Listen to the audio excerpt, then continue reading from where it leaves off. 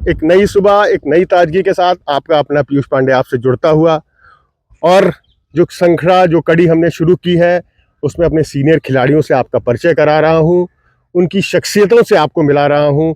आज हमारे साथ मजहर भाई, आदरणीय मजहर भाई, अनेक वर्षों तक, जहाँ तक मुझे लगता है 10 वर्ष तक इन्होंने रणजी ट्रॉफी खेली है, बोर्ड की अंडर 19 और अंडर 22 ट्रॉफी के लिए बहुत ही बेहतरीन बाएं हाथ के गेंदबाज थे, और इनकी आर्मर बहुत मशहूर थी। हमारे साथ आदरणीय अभिजीत सर जुड़े हैं, जो बहुत ही बेहतरीन शख्सियत है। इनके साथ आप रूबरू होइए, इनसे मिलिए, इनसे जुड़िए, तो आपको बहुत सा ज्ञान आपको मिलेगा, जो बहुत ज़रूरी है मनुष्य को आगे बढ़ने के लिए। वाइल्ड लाइफ से जुड़े, हम लोगों ने आज रिवार्ड दिया, हम लोग अवार्ड किया, उन्होंने बहुत अच्छा लगा। और उनके वो संस्मरण शेरों के साथ कैसे क्या, इन्होंने अपना एक यूट्यूब चैनल भी बनाया है, मैं उसका भी लिंक आपको दूंगा, आप उनसे भी जुड़िए और बहुत कुछ सीखने को मिलेगा। देखिए, सीखते चलिए आगे। तो आज का ये वीडियो मैं अपने बारे में बता दूं, मेरा नाम पीयूष पांडे है, मैं पूर्व रणजी ट्रॉफी खिलाड़ी रहा हूं, इंडिया अंडर 19 से पाकिस्तान का दौरा किया और यूपी अंडर 19 टीम का कप्तान रहा हूं। स्पोर्ट्स हॉस्टल का छात्र था। तो ये वीडियो मजहर भाई, पहला क्वेश्चन आपसे है कि आप बताइए बच्चों को, आप स्पिनर रहे हैं, मेरे पास लगातार कमेंट्स आ रहे थे, मजहर भाई इतने अच्छे स्पिनर रहे, वो स्पिनर्स को कैसे कुछ गाइड करिए। Thank you Piyush. बेसिक चीज़ ये है स्पिनर्स के लिए कि उनको 3 चीज़ें करना है हमेशा, फ्रॉम वेरी बिगनिंग और से उनको ये 3 चीज़ों का करना है। उनका बच्चों का आर्म जो है हाई आर्म होना चाहिए, स्ट्रेट हो, उसमें कहीं से ब्रेक ना हो, एल्बो से कहीं से। और दूसरी चीज़, फॉलो थ्रू में अगला पैर पे पूरा वेट आए, घुटना जो है 1 इंच भी ना मुड़े। और तीसरी चीज़ है आपका टिप्पा, जिसको हम लोग लाइन लेंथ है, जिसको हम लोग अपनी भाषा में कहते हैं टिप्पा। टिप्पा मजबूत करना है। ये 3 चीज़ें अगर आपने पकड़ ली तो आप बहुत जल्दी बॉलिंग में इम्प्रूव कर जाएंगे। एक चीज पीयूष में मजहर के बारे में और बोलना चाहते हैं, ये लेफ्ट आर्म करते थे ना जी, तो हम जो सुनते हैं कि सिक्के पे बॉल गिराना, क्या बात है, क्या मजहर अली अंसारी वो बॉलर था कि इसकी अगर लेंथ उस समय चल रही है तो आप अगर एक सिक्का रख देंगे 1 रुपया का 2 रुपये का, तो इसकी बॉल सिक्के के ऊपर गिरेगी या इर्द गिर्द गिरेगी। ऐसा एक्यूरेसी था इसका, लाइन के ऊपर, लेंथ के ऊपर। और आम बॉल जैसे तुमने बोला, वो तो समझ लीजिए पता नहीं कि हमने कितने बैट्समैन सैकड़ों के हिसाब से इससे आउट करवाए हैं।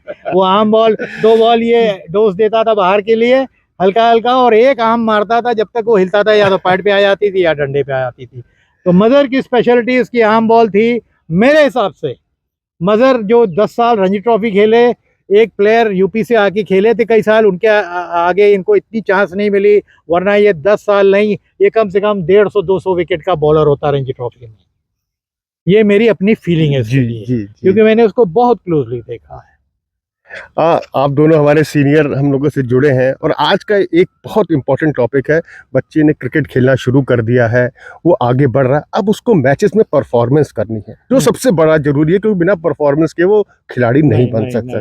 नेट पे आप चाहे जितना अच्छा खेलते हो, लेकिन जब आप मैच में करें तो वो अंदर से वो जो जैसे कहते हैं कलेजा आपका अगर मजबूत है, तभी आप प्लीज बॉलर के बारे में बताइएगा। सर से मैं पूछता हूँ बैटिंग के बारे में कि वो बैटिंग में कैसे। बैटिंग का मैं पहले बता दूं जी सर, कि एक छोटा बच्चा जब मैच की प्रिपरेशन करता है, दैट इज प्योरली मेंटल।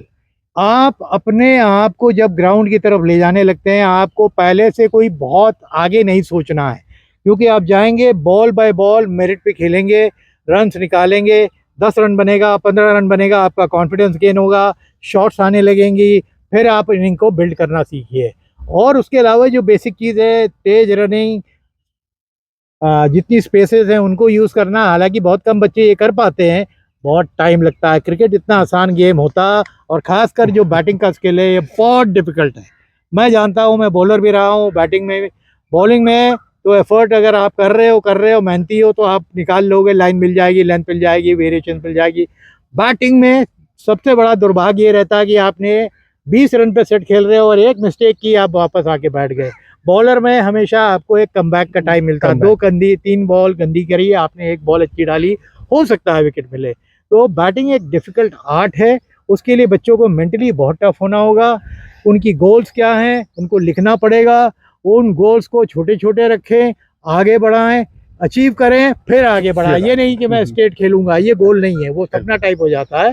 तो आप छोटे गोल बनाइए कि मैं डिस्ट्रिक्ट का चैंपियन बनूं, डिस्ट्रिक्ट में पहले परफॉर्म करूं, डिस्ट्रिक्ट में परफॉर्म करेंगे आप स्टेट पे दिखने लगेंगे, स्टेट पे परफॉर्म करेंगे आप हर प्लेटफॉर्म पे दिखने लगेंगे। देखिए कितनी अच्छी बात अवजीत भाई ने बताई और बिल्कुल सही है। आप छोटे छोटे गोल अपनी इनिंग में भी बनाइए। अभी मैं 10 रन तक जाता हूँ, 10 के बाद 20 की सोचता हूँ, 20 के बाद 30 की। जैसे जैसे आप आगे अपना कॉन्फिडेंस बढ़ाते जाएंगे, आपकी बैटिंग रन आप बनाने लगेंगे। वजर भाई थोड़ा आप बॉलरों को भी गाइड करिए। बॉलर्स के लिए ये है कि मैच में परफॉर्मेंस उनको कैसे देना है, अच्छा परफॉर्मेंस। उसके लिए सबसे पहले बॉलर्स को देखना चाहिए according to situation, according to pitch bowling करना आना चाहिए कि अगर विकेट थोड़ा सा फ्लैट है तो थोड़ा सा बॉल लूप से डालनी है, तब आपको टर्न मिलेगा।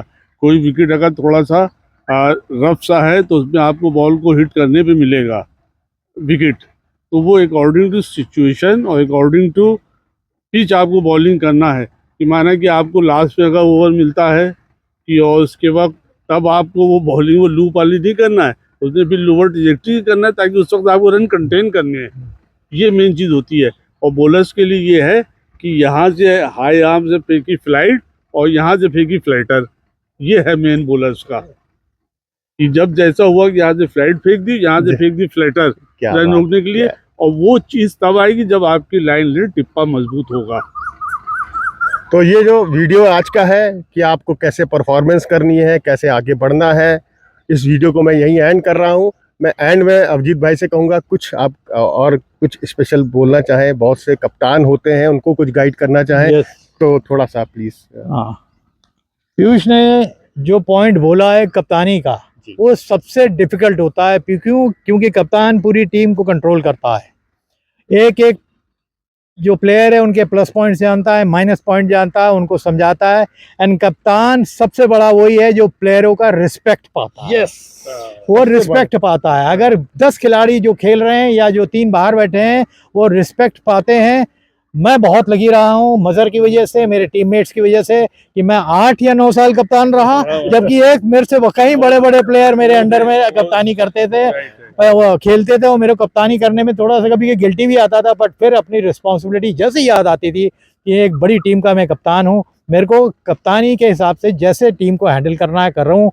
आज वही रीज़न था कि जब भी मीटिंग, एनुअल मीटिंग होती थी, सीधे होता था कि कप्तान तो बबलू है ना, मेरा निकनेम है, वो हो गया, बाकी बातें जो पॉइंट्स है उसको करो। तो ये लोग सब बैठते थे।